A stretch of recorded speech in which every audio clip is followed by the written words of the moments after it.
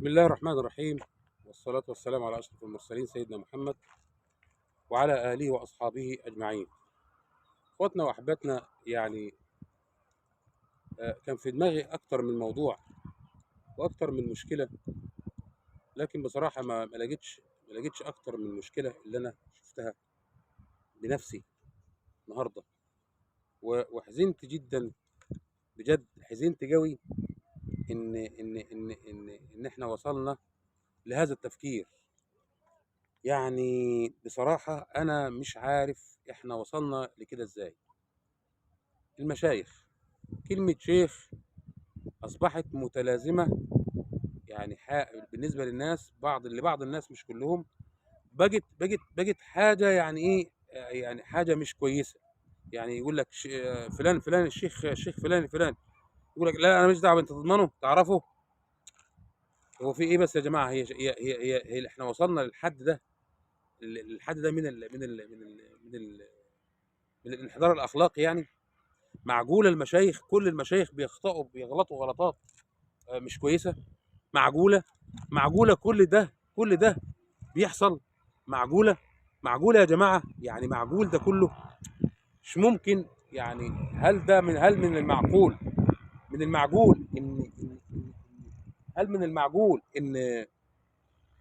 ان كلمة شيخ اصبحت يعني حاجة لصيقة بمعنى مش كويس عند الناس؟ طب نشوف ايه السبب يا جماعة. وهل كل المشايخ كده؟ وهل كل المشايخ كده؟ وهل كل المشايخ حجة على الدين؟ طب هل الشيخ حجة على الدين، ولا الدين اللي حجة على الشيخ وغير الشيخ؟ أسئلة بصراحة يعني شيء محزن. هقول لك الموقف اللي أنا تعرضت ليه. أنا قاعد أنا وواحد صديقي على البحر، فحبيت إن أنا آخد فلوكة كده أو مركب تمشي بيا، يعني واخد بالك. وبعدين بالنسبة للفسحة اللي أنا اتفسحتها 20 جنيه كتير عليها يعني. فعرضت عليه مبلغ من المال وقلت له عشان بس يعني يجي أول مرة، بعد كده نتفاهم. عرضت عليه مبلغ حوالي 100 يعني. فالمهم اللي راح يخلص الموضوع قال له انت، قال له مين اللي هيعمل؟ قال له ده الشيخ سيد. قال له لا يا عم، انا ما اعرفش، وبعدين انا ما بتعاملش مع الشيوخ. يا خبر ابيض! ليه يا عم؟ ليه ما بتتعاملش مع الشيوخ؟ انا عايز افهم ايه السر، ايه الدافع. هل احنا يا عم، هل انا شخصيا حجه على الدين، او انا بعبر عن طائفه المشايخ؟ وانا قلت قبل كده والله يا جماعه ان كلمه شيخ دي كلمه كبيره جدا. مش انا شخصيا مش قدها. لكن انا بالنسبه لي ايه شيخ؟ شيخه والقران. فانا عايز اقول حاجه، عايز اقول والله العظيم، والله العظيم، في مشايخ طيبين وفي مشايخ حلوين جدا. على سبيل المثال، لو انت معتبرني شيخ، انا اسمي شيخ فرفوش، يعني مش معقد الدنيا، مش انا مش من بتوع التلفزيون اللي هو يقول لك ايه، يا سكلاتك بنت عم الفلات جابت امك. مش هي دي المشايخ يا جماعه. هل يعني انت تتعامل مع الصايع وما تتعاملش مع الشيخ؟ ليه؟ هي كلمه الصايع احسن من كلمه الشيخ؟ مش معقوله يعني. فبصراحه يعني انا شخصيا مش عارف. فبصراحه يعني انا مش عارف، هل المشيخه كلمه شيخ بقت وصمه عار على حاملها؟ طب يا ترى ايه السبب يعني؟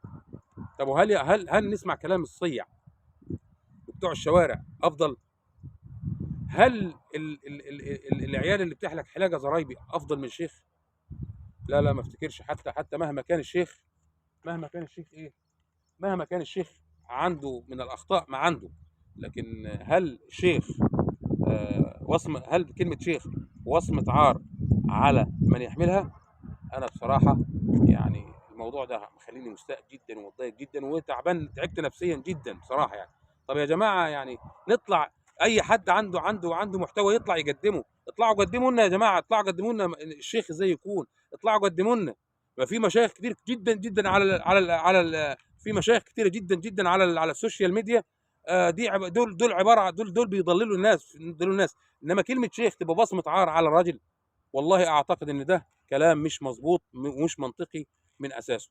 احبابنا الكرام، وانا طبعا ايه يعني واقف في مكان، والله ما اعرف اصحابه مين، لكن ربنا سبحانه وتعالى يطرح لهم البركه في ارضهم. واقف على طريق السكه الحديد.